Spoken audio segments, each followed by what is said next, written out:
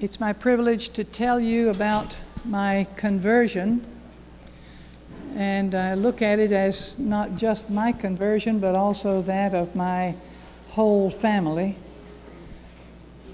You recognize that the conversion of one person in a home will often mean that everybody in the home is converted. The flip side of that is also true, and that is if one person in the family loses his way, it often results in everybody's losing the way in that home. And so we need to be carefully guarded ourselves. We need to guard ourselves.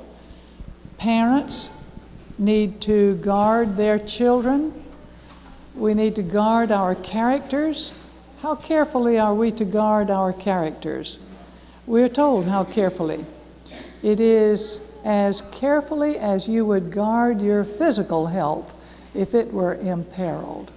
So we need to guard our spiritual health with great care. And parents, as you will see as I unfold my own story, you will see that parents need to guard their children, especially when they get to the age where they can start taking responsibility for things. So I'd like to tell you the kind of home that I was born into. My parents were both from a religious home. My mother's parents were Adventists, not Seventh-day, probably from the Millerites as well as I can tell. They lived in North Alabama, and they worshiped separately from all other groups, but it was a fairly strong group just where they were in North Alabama, around Henniger, Fort Payne, in that area, Sand Mountain, in that area. And at the time that my mother's parents lived there, it was there was quite a strong community of Adventists. Millerites, I'm sure. My father's father was a Baptist minister and loved the message very much, preached that message until he died. He was killed in an auto accident, and the very Sunday before he died, he was preaching, had a Baptist church where he preached every week. Very good people, devout, religious people. When I was born, before I was a week old, I was in church my first time. And I never missed a Sunday, never. It was a dire emergency or tragedy or sickness if anyone missed going to church from my family. And my parents just never missed. We went all the time.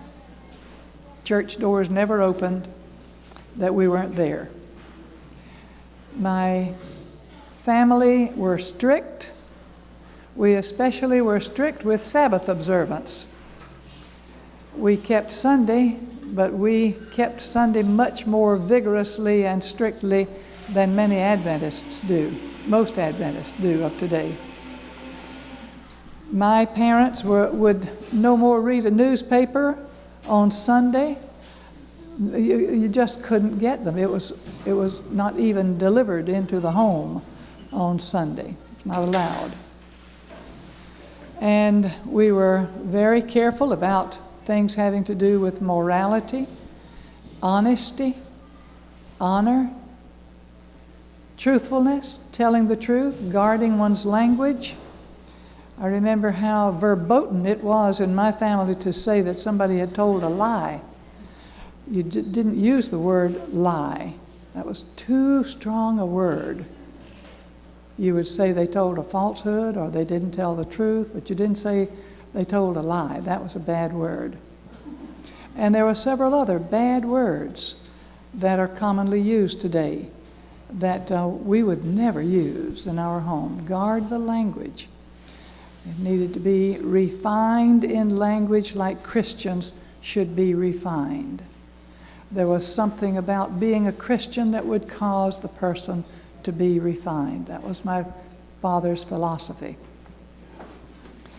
He believed in being honest and just and fair with those people who worked for him. He was very careful about paying people what he owed. He was also just that careful about requiring that other people paid what they owed.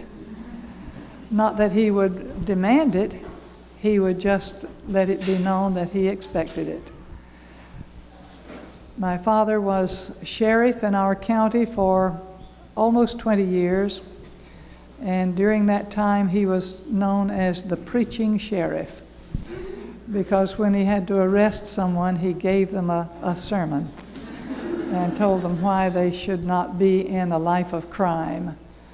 And if one of the deputies brought in a criminal, he would tell them. Before they went to jail, he would tell them the proper way to behave. And when they were released, when they were brought by my father's office to pick up their belongings, like keys and knives and things like that, and alcohol, he would tell them why it was wrong for them to live the kind of life that they were living. Very strict parents.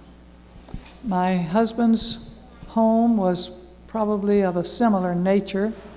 They were not quite as strict in their religion as we were. The whole community around Gay, Georgia, where he lived, was more cosmopolitan and secular. So I doubt that they were as strict in their religious beliefs as we were. And yet we were not as religious as we should have been in my home. I remember the time when we knelt together as a family to pray. It was when my uncle, my father's closest brother, was dying of cancer, and we knelt together to pray for his healing, or that the Lord, if he did not heal, that he would comfort us all. And I remember that time very well. Then I grew up and went to the academy. I went to Martha Berry School for Girls. Some of you may know that school. It's in North Georgia near Rome. Place established by Martha Berry. The place was quite religious, Episcopal in its outlook, and we were required to go to church. And that was known, it was in the handbook, and you didn't go to Berry if you didn't want to go to church every week. There was no skipping church. Cold weather, rainy weather, hot weather, we still walked down to the church every Sunday. We lined up, boys on that side, girls on this side. When the organ started playing, there was a carol on, and we heard the organ playing, and the senior boy and a senior girl walked in together. The girls went that way and the boys went that way, and it went all the way through to the end of the line. A beautiful procession every Sunday. There was a lot of pageantry about the church, and I liked that. We had a beautiful choir, and I appreciated that. I loved church. As time went by, I swallowed the bait of evolution, and my father knew that evolution was wrong, and he had taught me that. But my very revered professors in school obviously believed it, and although my father was well educated, he was not very highly schooled. Every time I brought my school books home, he read them all from cover to cover the first night that I had them, usually. Very well educated man. He read the newspaper every day, read the Bible every day, read anything else that came by. He was a highly knowledgeable man. I respected him a lot, but he didn't have a degree. And these revered professors did. And so I thought, well, perhaps my father doesn't know. He doesn't know these things that I'm learning. And so I began to really swallow the bait of evolutionism. Now, I remember one time, my father was a great philosopher and loved to sit and talk with anybody about philosophy, and I was one of his favorite people to talk with. And so when I began to expound on some of the things that I was learning in school, my father was visibly disappointed. And he said to me one day, "Honey, I'm afraid you're going to come back from one of these schools one day and tell me that our ancestors swung from trees by their tails." Well, I never did tell my father the full extent of my understanding of evolution, but I did accept that as the philosophy of origins. And I excused my mother and my father because they were not as well schooled as I. My mother was degreed. She had her degree in elementary education, but she did not oppose my father in anything much. And so I just accepted the fact that they could not know what I knew. By the time I got to medical school, I was a virtual atheist, but could not, of course, declare myself to be an atheist. In fact, it never really crossed my mind to do so until I met my husband. By the time I met my husband, I was fully an atheist.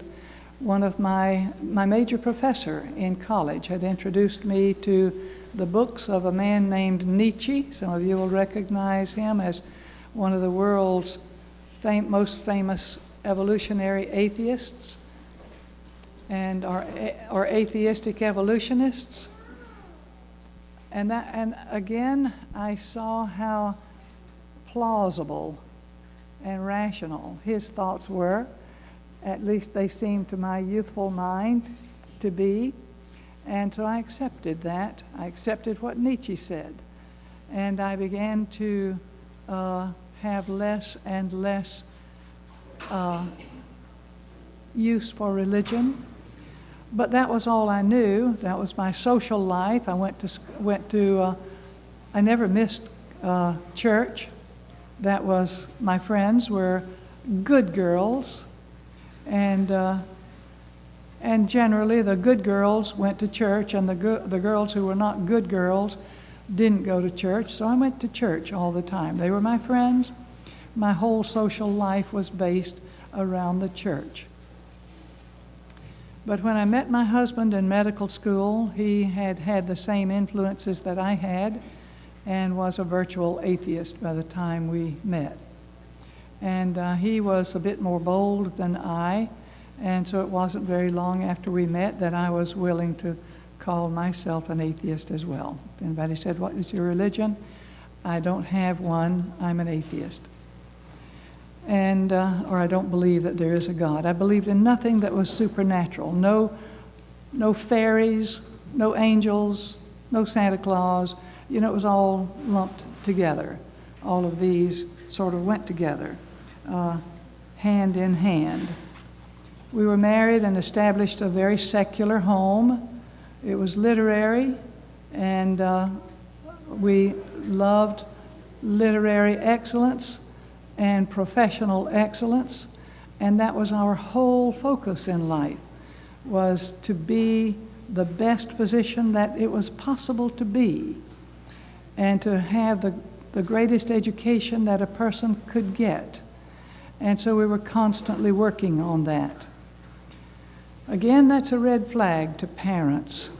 If the attention and focus of the life is on something other than those things that have to do with religion, that's a red flag to parents, and you should be cautious about that. And if you find that your child is getting into this kind of thing, consider it an emergency in your family, and labor with that child, and teach them, and pray with them, and ask the Holy Spirit to gather them to your bosom. And I have learned another thing, and that is that if you keep your children in your heart and you in their hearts, they will take most anything that you accept.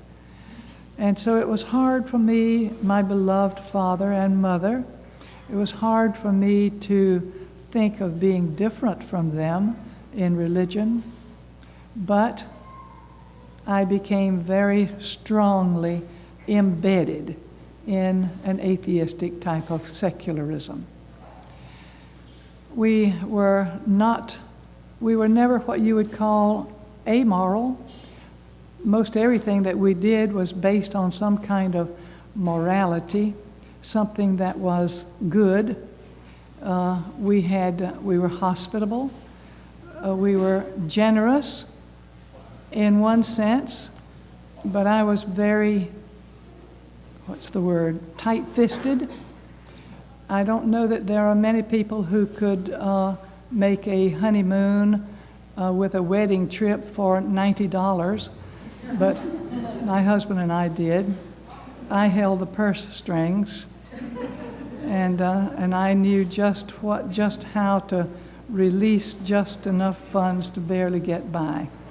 And we made our own meals from the grocery store and not from restaurants.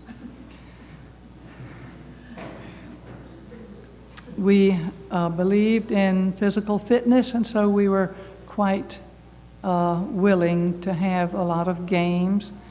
So our basement, the basement of our home, had games on the floor and games on the wall and games on tables, table tennis and pool tables and this kind of thing. And we invited our friends for things that were active, not just sit around and eat desserts and salted peanuts and get fat and unhealthy. We had a certainty of wanting to be healthy. But we also had a bit of an enjoyment of the occult and sort of seemed to crave things that were occultish. I remember the Bridey Murphy, that whole thing with Bridey Murphy. Probably most of you are too young to remember that or too disinterested in that kind of information. But she was a woman a housewife who could remember all the way back to the era of Solomon. And her parents were Irish, and she could remember Irish songs and even sing them. But her family had been in this country for several hundred years, and so it was not believed that she had any way to learn this, that it was some kind of memory, and we were involved in that and thought that was very entertaining. Another of my enjoyments was that of financial gain. I felt that if you were going to perpetuate yourself in any way, it would be by leaving a library to a school or perhaps a wing on a hospital or something of that nature. And so that was another of my goals, to amass enough money to be able to leave some kind of legacy of that kind. As the world looks at these things, they are not unworthy goals, are they? They're what most people would think would be a good way to look at life. Into this kind of life, which my husband shared fully, we decided to take a trip. We'd been married by that time, perhaps 10 years. We decided to take a trip to Seattle while I took my board exams in pathology. Big event in those of you who have stood board exams in your specialty, you understand what a big event that is. And so we were to go there. I took a month off to review the whole subject of pathology, and felt quite prepared to take the exam. So I was scheduled to take the exam, and then we were going to rent a car and drive a ways and stay and enjoy the scenery, and then fly and drive and fly and drive. And it was a very nice trip. that my husband had planned for us. And we made that trip. While we were on the way, we met a Seventh-day Adventist candidate for the exam also. His name was Bill Thompson. Because his name was close to mine, it just happened that we were assigned back to back at laboratory benches where our microscopes, you'd set up your microscope here, and the bench right behind you would have another group of pathologists doing their exam as well. I was already the pathologist at St. Francis Hospital, and on passing my board exam, it would increase my income. I don't remember how much, but it was considerable amount per year. Well, we met this Seventh-day Adventist pathologist, and the exam was given in two parts. The first part was on Friday, beginning early in the morning, high security type of exam. They even removed my purse. They frisked me down to make sure I wasn't carrying any kind of cheat sheets or notes or prompts of some kind, and so did everybody else who took the exam. High security. A lot of people took the exam from foreign countries. To take the American Board of Pathology exam was quite an important thing for physicians, and many people other than pathologists would take a few years in pathology and then take the exam not with the intent of practicing pathology. So when our trip was over and we were back in Columbus, this pathologist, whose name was Bill Thompson, was at Emory, where I had done my training, but he had come after I had left.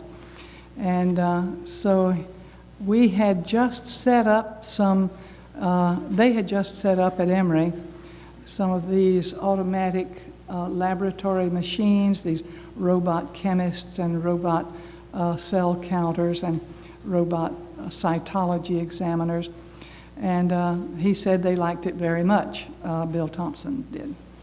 And so I told him that I had the same equipment that we were just about to install at St. Francis Hospital, and as soon as I got back, I was eager to open the boxes and set up the equipment. And the equipment did not function well for me, so I thought, Bill Thompson, Emory, I'll call him. Just recently had contact with him, and I'll explain the problem that I have. Maybe he can tell me what's wrong. So he said, yes, we did this, and that corrected the problem. And so I did this, what he said, but it turned out that I had to call him 2 or 3 times about the same thing, about something, that same piece of equipment. And I became embarrassed with that, with calling on him so many times. So I arranged with him a contract, which pathologists frequently do with a pathologist from a large center like Emory. And so he came down once a month to consult with me in the laboratory and with my staff, and also to teach in the School of Medical Technology there and the blood bank school. And it was a very pleasant relationship. My husband would take us out to lunch at the country club, and he and I would have roast beef, which was a specialty of the country club. And this man would have a vegetable plate at the place that was famous for its roast beef. And we could not induce him to eat that way, but we had no idea that that was the way that Seventh-day Adventists ate. We knew that he was a teetotaler, but we didn't understand about being vegetarian. One day when he was here, he said to me, I showed him a case of a tumor that's 100% fatal, or was at that time in women. It can now be treated with 5-fluorouracil, and they can survive. But at that time, it was uniformly fatal. And so I said to him, when he just put it under the microscope, and he said, clucked his tongue, and I said, bad news for her. And I said, curtains for her. And he said, yes, unless the Lord heals her. Well, I was astounded that anybody would think in those terms. And so I said, you can't mean that you think she could be healed. And he said, yes, I do. Well, I changed the subject from that because I knew that I had no way that I could relate to that kind of thought. The next time, and I went home and I said, do you know what these Adventists believe? And my husband said, what? I said, they believe in divine healing. He said, really?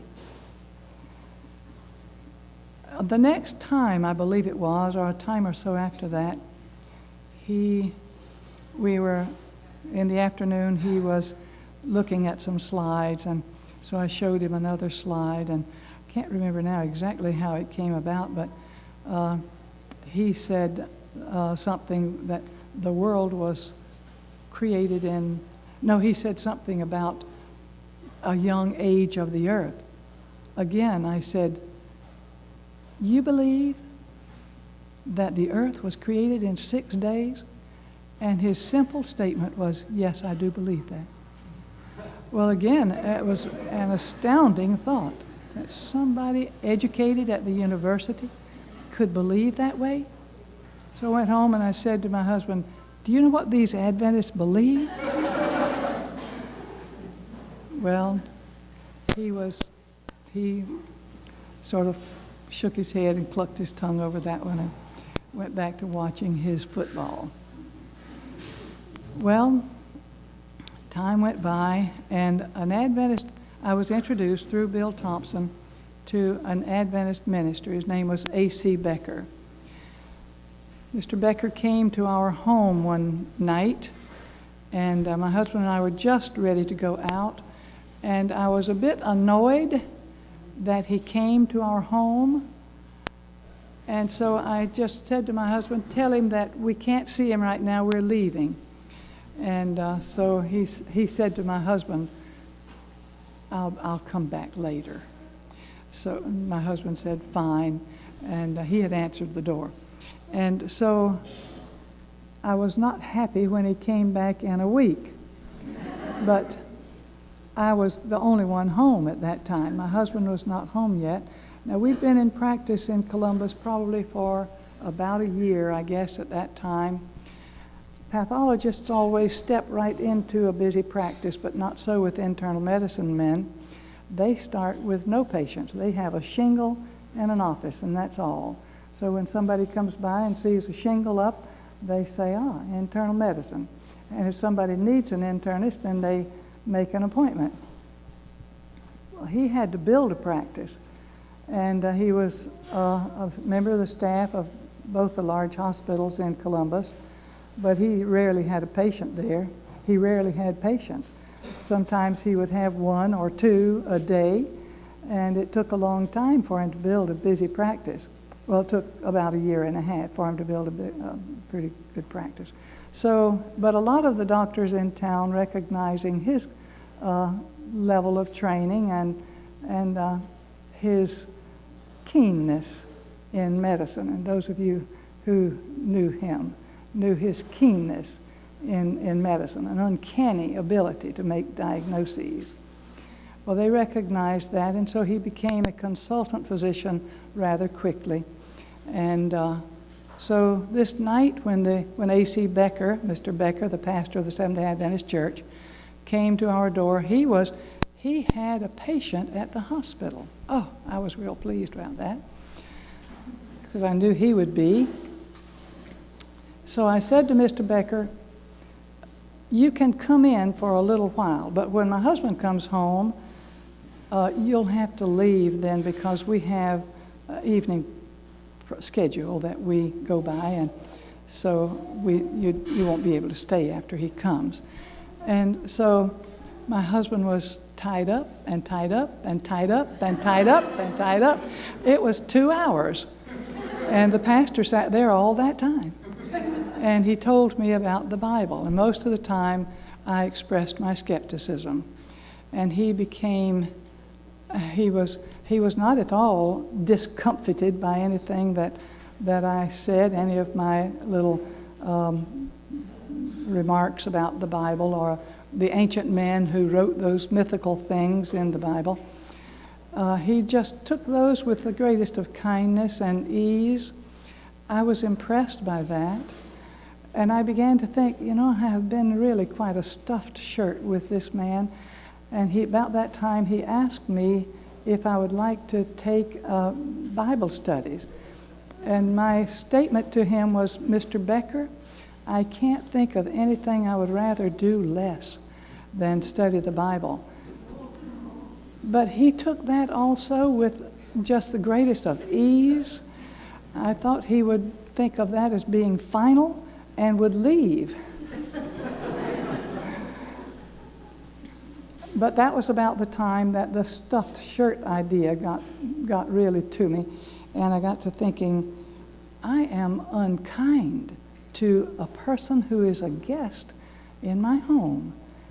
And I began to think, I need to be more kind to this man. He really believes in what he's telling me. So I said, all right, I'll take a study. And next Tuesday at my office in the hospital, not at my home, because I'd have more control over the matter in the hospital, and I could tell him to leave. Can't do that so easily in your home.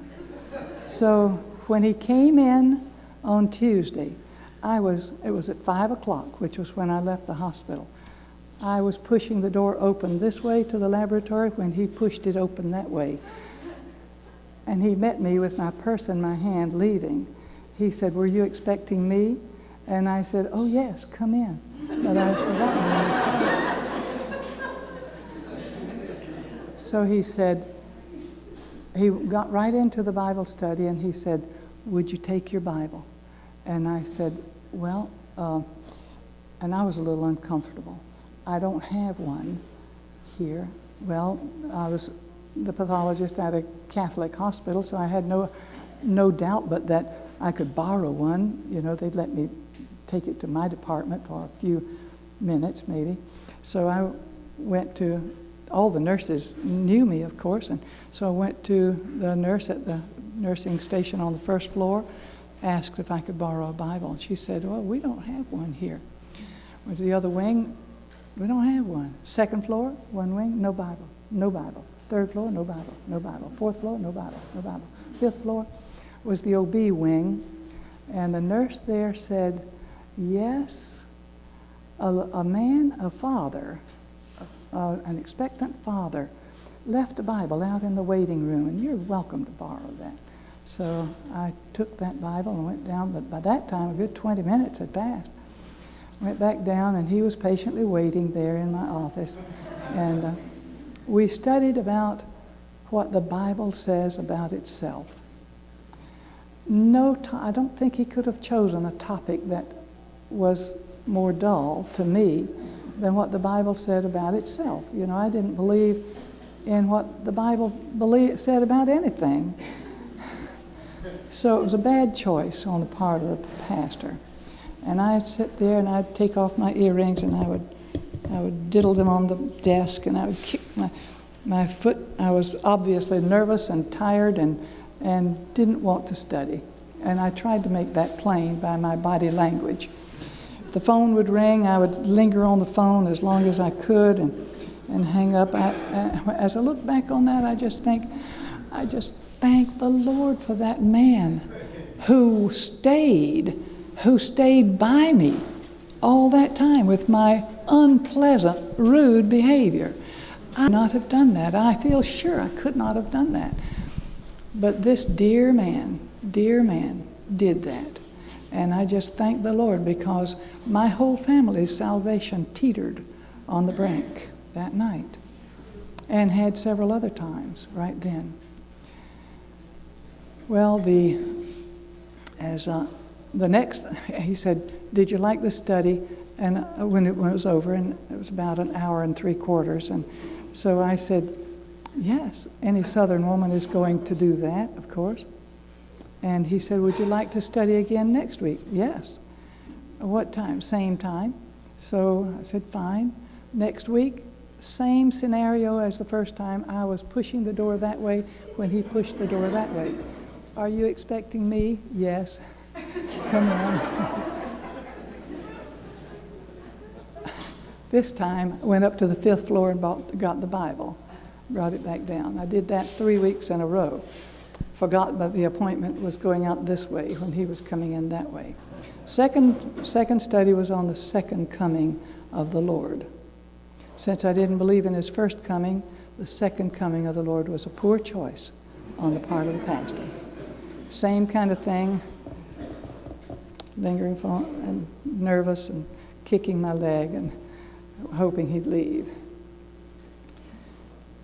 Third week, he got into his study, and we were about halfway through when I suddenly heard for the first time that night something that he said. And I said, Mr. Becker, are you saying that when people die, they are dead?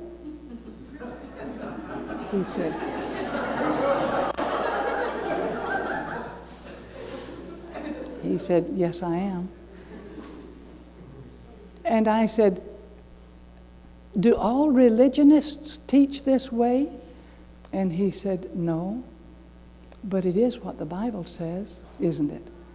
And I said, well, yes. And I remembered a few texts that he had just been reading. And yes, that is what the Bible said. I didn't know that. I thought I knew the Bible well. I'd read it all the way through as a girl. I knew every book in the Bible. We used to do these sword drills where they'd call out the text and you'd get to it, and whoever got to it first started reading or stepped forward or something. And I knew the Bible well. I thought I was well versed in the Bible, and nobody could teach me much about it. That was really what I thought. And here was something that I didn't know about the Bible. When I got home that night, I said, do you know what these Adventists believe? They believe that when you die, you're really dead. There isn't anything that goes flying off into the ether somewhere, that you're really dead, that you lie in the grave. You're dead in the grave. He said, and went back to his football.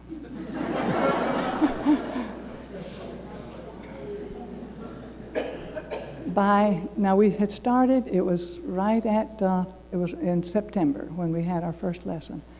By Christmas time, I was a Seventh-day Adventist. Now, I did not identify with the church, but I already believed in the Sabbath. I already believed in the spirit of prophecy. I believed in the state of the dead. I believed in the guidance of the Holy Spirit. I believed in righteousness by faith. We had gone over all of those things.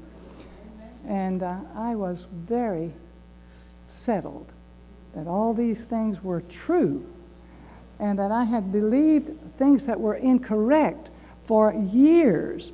And I was so happy to know these things. I couldn't get around anybody that I couldn't just tell them, do you know what the Bible says about this or that? And I'm sure that people got so they didn't want to see me coming, because I had only one topic that I could talk about. About January, Mr. Becker said to me one night, you know, I'd like to study the Bible with your husband. I said, I will arrange it if I can. So I asked him if he'd like to. No, he didn't think so. So I pulled a little trick on him. Wives, you know how to do that.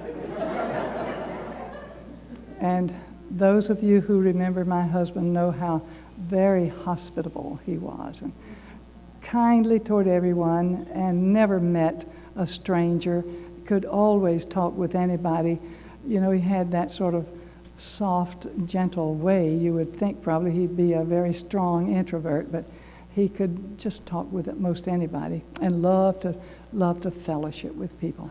So I invited 4 of the doctors from the hospital to come to our home for a Bible study with the pastor. And so I told my husband that they were coming. Oh, okay. So we were all there with Bibles, including my husband. 2 of the doctors left within about 45 minutes. The other one had an appointment that he had to go to in about an hour. And my husband was left alone with one other doctor. And the next week, when we were scheduled to have the study, only my husband was there. And he continued with the study. And every night when it was over, the pastor would say, "Do you have any questions?" And he'd say, "I have 1,000, and they're all centered in Genesis." Well, he and I were having discussions about evolution and creation, and I had already read Frank Marsh's book. It was George Vandeman's book, Life, Man, and Time, and also Frank Marsh's book on, what was the name of that book that was about creation. I'd already read that, and I could see the reasonableness of it and how the earth is definitely, surely, a young earth, not billions of years old. So he and I would have discussions, and for the first time in our married life, we would have just really arguments. And that was so strange to me. He'd always been such a scholar. And why could he not see? He could not see, and I could tell he could not see that this was a young earth. It was written all over him. He couldn't see it. And I couldn't see how I could see it, and he couldn't see it. And so it would be so frustrating, and I would just, "Yes, it's this way." "No, it's not that way." "Yes, it is this way." And we'd have an argument. So we didn't talk about it. I would write him a letter. And he'd sit up half the night writing a letter back to me, refuting what I had said. That went on for a while until over in the fall. Now, he had started studying long about maybe February or March, and it was in the fall, and I had been baptized in June, and he had come to my baptism. So a couple of doctors from North Georgia invited us to come to what was called soup and salad, and everybody was supposed to bring something to go in the soup. And the only thing I had in my house that I thought an Adventist would eat were some little dehydrated packages of soup. And I thought, well, I'll take those up. But by the time I'd gotten there, I was so embarrassed about those packages of soup, I just kept them on the car seat and didn't even take them in. And dear old Elder Farbach, Dr. Farbach was there stirring the soup. Somebody would bring something, a woman would bring some canned goods, and she'd pour that in, and he'd taste of it a little bit in his spoon, and put it out some with his ladle and taste of it. The soup still needs something. And I was just been baptized a couple of months and felt very, very strange around Seventh-day Adventists. I knew that I was worldly in appearance, and they all looked so saintly. And so he said, "This soup still needs something." So I said, I've got a few little packages of dehydrated soup. Bring those dehydrated soup packages. So I ran up to the car, got the little packages, and I brought them back, and I tore one open and poured it in. He stirred and he tasted. That's tasting better. Pour in another one. So I opened another one, shook that in, and he stirred and he tasted, and that's better. And I put the third one in. That's it. Got it. And for the first time, I felt that I had contributed something to a Seventh-day Adventist meeting. Well, that night, Robert Gentry, this young physicist who had just lost his job at Georgia Tech, was giving a talk on pleochroic halos. And if you've ever heard Bob Gentry talk, you know how clear he makes things. My husband went to that meeting an atheist. He came away from that meeting a Seventh-day Adventist. And he was baptized the next month, and I'm thankful to the Lord that the conversion of 2 people occurred in that same year, 1964. Thank you much.